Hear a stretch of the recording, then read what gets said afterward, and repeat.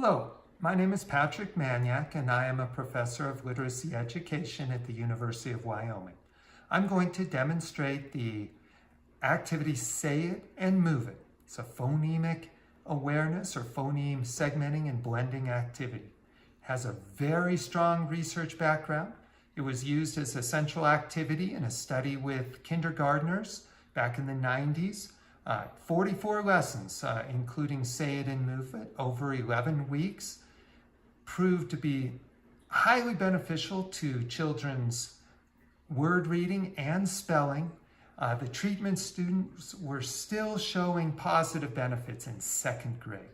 So that is a really outstanding result. Okay, this is how Say It and Move It works. Let's say I'm sitting here at the table with a small group of students, or maybe in a one-on-one setting.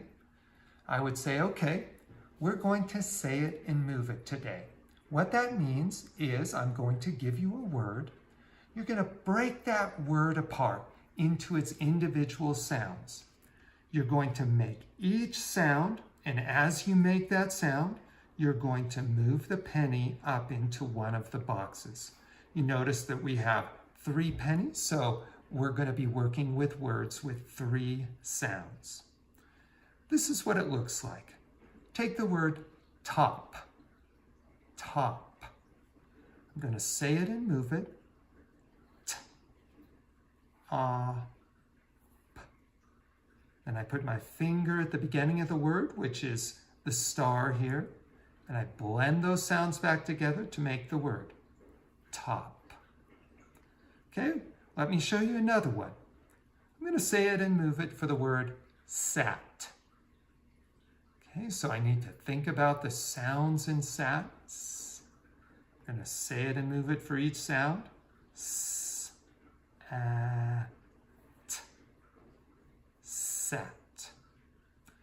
Okay, now if I was working with a group of students, and especially if they were unfamiliar with this activity, I might have them do it with me as I continue to model for a couple words, and then give them a word or two to try independently. Now, one of the really positive things about Say It and Move It, it's a very detailed, step-by-step process, and I can step in and intervene and give kids feedback or support at any step along the way. Now, student who's going to struggle with this, who really does not have phoneme segmenting ability, may do something like this. Sat, sat. Okay, so I need to provide some feedback to that student and really support his or her performance. So I might stop them right there and say, okay, we need to work hard at hearing and breaking off just that first sound in sat. Listen to me. S. Okay, can you make just that sound? S. Now, I want you to move the first penny as you make that first sound. Just S. Okay, and so maybe the child says, S. Wow, great job. You said it and moved it for the first sound in sat. Now, we have to think carefully about that second sound. So we go s, ah, ah. Do you hear that? Can you make that sound with me? Ah. Okay, now move the second penny as you make that sound. Ah. Good. Now, let's listen carefully for the last sound in sat. Sat, sat. Do you hear it there? Make it with me. T. Okay, now you're just going to make that last sound and move that last penny. T. Great job.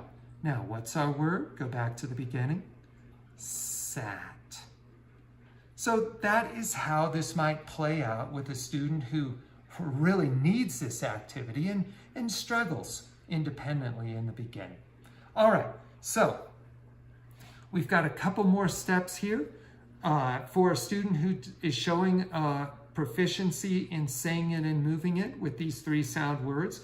We could have another sheet with a 4th sound box and add a 4th penny. and they could say it and move it with 4 phonemes. But another very critical step is to add a letter to this instruction. Notice to this point that there was no print involved.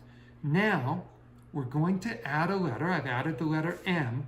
So I am going to give words to the children that have the M sound, either in the initial or the final spot. And so it'll look something like this. All right, boys and girls, we're going to say it and move it again today, but you notice that I've taken away one of your pennies and I've given you the letter M. Just put it down there at the bottom of your sheet. This time, each of the words that I give you is going to have the sound of the letter M in it. What sound does it make? Yeah. So you're going to listen very carefully to the words, and whether you hear the sound at the beginning of the word or the end of the word. If you hear it at the beginning, we're going to put our letter M over there at the beginning so that as you make the sound, you're actually going to move the letter M that makes that sound. Okay?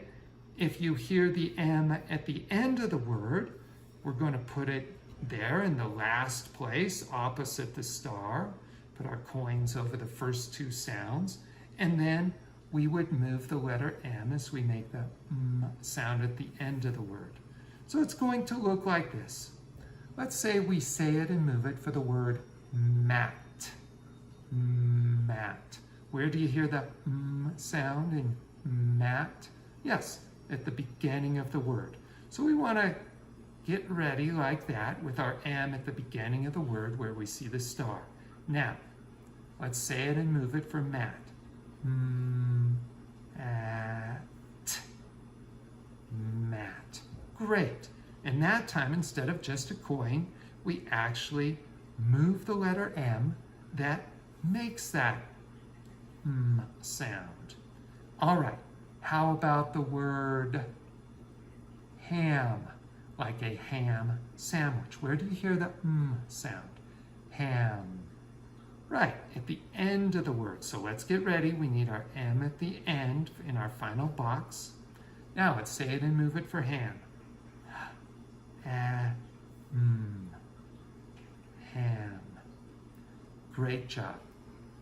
All right, that is the say it and move it activity. You want to do this first with the coins. Again, we might add a 4th sound and a 4th coin so that we're saying it and moving it for 4 phoneme words. And then definitely do it with letters. I've used the M here.